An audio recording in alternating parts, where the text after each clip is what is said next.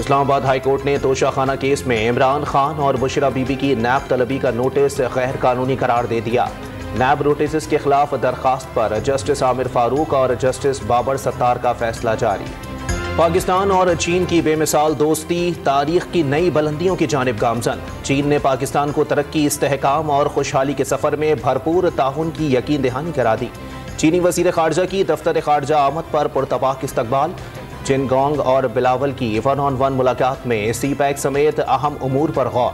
دونوں ممالک کے درمیان اسٹریٹجک ڈائلاگ کی میز پر بھی سج گئی۔ افغان معاملے پر پاکستان، چین اور افغان وزرائے خارجہ کی آج اہم بیٹھک ہوگی۔ سمجھوتا ایکسپریس میں تخریب کاری، کلبھوشن یادو کی دہشت گردی اور بے قابو ہندو جنونیت۔ بلاول بھٹو زرداری نے بھارتی چینل پر مودی سرکار کو آئینہ دکھا دیا۔ مقبوضہ کشمیر میں اگست 2019 کے اقدامات واپس لیے جانے تک حالات سازگار نہیں ہو سکتے۔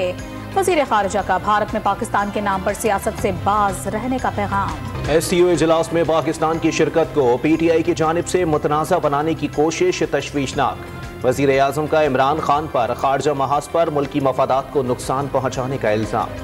وزیر اعظم شہباز شریف کی برطانیہ کے بادشاہ چارلس اور وزیر اعظم رشی سنگھ سے ملاقات۔ دونوں ممالک کے درمیان تعلقات کے فروغ پر اتفاق۔ شہباز شریف کا سیلاب متاثرین کے لیے فراغ دلانہ امداد پر اظہار تشکر۔ عمران خان کو 4 مختلف مقدمات میں تفتیش کے لیے اسلام آباد طلب کر لیا گیا۔ سی ٹی ڈی کے 1 تھانہ رمنا کے 2 مقدمات میں پیشی کے لیے 10 اور 11 مئی کو شامل تفتیش ہونے کا notice. Police line headquarters میں جے آئی ٹی کے سامنے پیش ہونے کی بھی ہدایت۔ تحریک انصاف کی سپریم کورٹ سے اظہار یکجہتی کے لیے آج ملک بھر میں ریلیاں نکالنے کی اپیل۔ حکومت نے عدالتی فیصلہ نہ مانا تو جنگل کا قانون نافذ ہو جائے گا۔ عمران خان کا عوام کو باہر نکلنے کا پیغام۔ فیصلہ سازوں کو بتا دیں کہ عوام عدلیہ کے ساتھ ہیں۔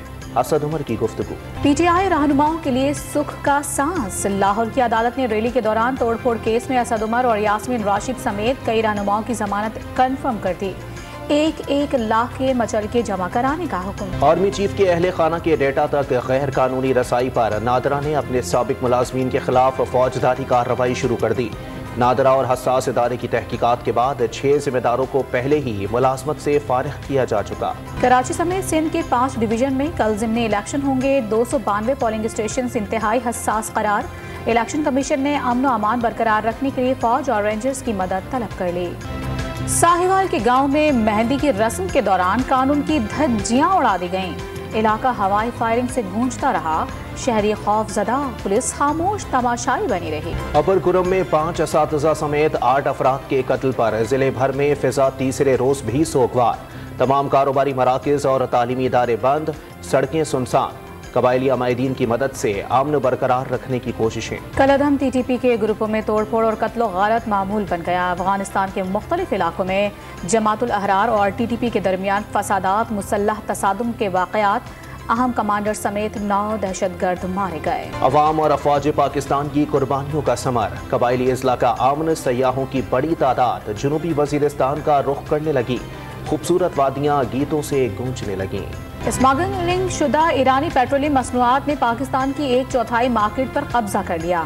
شہری پیٹرول پمپس کا مہنگے پیٹرول کی بجائے ایرانی تیل خریدنے لگے۔ امریکی ٹریڈنگ کمپنی کی رپورٹ میں انکشاف۔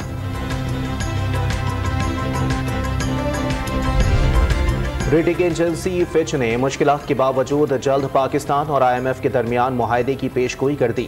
پاکستان کو 30 جون تک مزید $3.7 ارب بیرونی قرضوں کی ادائیگی کے لیے درکار ہوں گے۔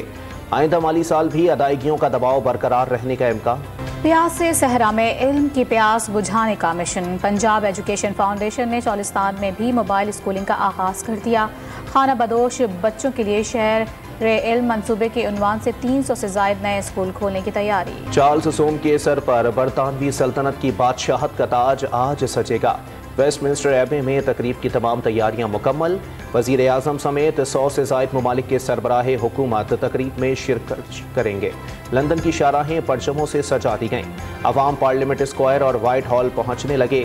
پاکستانی وقت سپہر 3 بجے شروع ہونے والی تقریب دنیا بھر میں نشر کی جائے گی۔ پاکستان ٹیم نے ون ڈے انٹرنیشنل کی دنیا میں پہلی پوزیشن پر قبضہ جما لیا۔ نیوزی لینڈ کو لگاتار چوتھے میچ میں شکست۔ 335 رنز ہدف کے تعاقب میں کیوی ٹیم 232 رنز پر ڈھیر۔ شاندار 107 رنز بنانے والے Babar Azam player of the match قرار۔ पाकिस्तान क्रिकेट टीम को टॉप वनडे रैंकिंग हासिल करने पर सदर और वजीर आजम किए मुबारकबाद के पैगाम। सदर मुमलिकत ने वर्ल्ड कप में फतह का ख्वाब देख लिया। वजीर आजम ने बाबर आजम को कौम का फख्र करार दे दिया। चेयरमैन पीसीबी नजम सेठी और साबिक चेयरमैन रमीज राजा की भी मुबारकबाद। क्रिकेट के मुगल आजम बाबर आजम का एक और इंटरनेशनल रिकॉर्ड, वनडे में तेज तरीन 5000 रन बना लिए। 97वें इनिंग्स में संगे मिल अबूर करके जनूबी अफ्रीका के हाशिम आमला का रिकॉर्ड तोड़ा। बाबर आजम ने तेज तरीन 18 सेंचुरियों का रिकॉर्ड भी बना डाला। ड्रेसिंग रूम में भी कप्तान के साथ खिलाड़ियों का जश्न।